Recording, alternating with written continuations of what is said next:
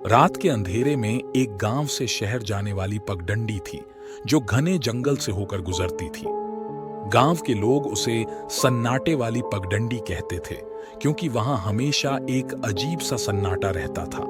लोगों का मानना था कि उस रास्ते से गुजरने वाला कोई भी इंसान गायब हो जाता है। एक बार रमेश नाम का एक नौजवान, जिसे भूत प्रेत पर विश्वास नहीं था, ने शर्त लगाई कि वह रात को उस पगडंडी से होकर गुजरेगा। दोस्तों ने उसे रोकने की बहुत कोशिश की, लेकिन वह नहीं माना। आधी रात को वह अपनी साइकिल लेकर जंगल की पगडंडी पर चल पड़ा।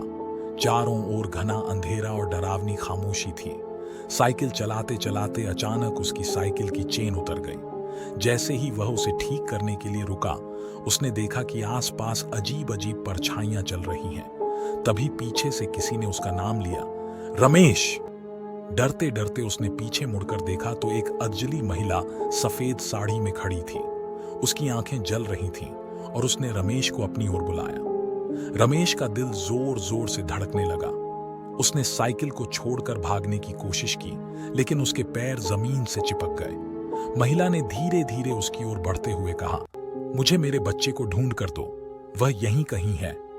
रमेश ने डरते डरते पूछा, तुम कौन हो? महिला ने बताया कि वह इस जंगल की आत्मा है। सालों पहले उसे और उसके बच्चे को कुछ लुटेरों ने मार दिया था।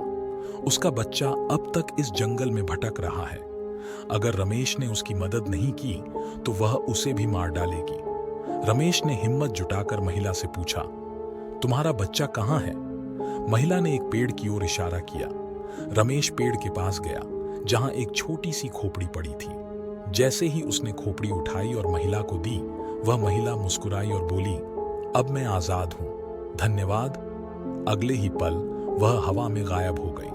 रमेश ने तुरंत वहां से भागकर गांव पहुंचने की ठानी। सुबह होते ही वह वापस गांव आया और कसम खाई कि अब कभी सन्नाटे वाली पगडंडी पर नहीं जाएगा।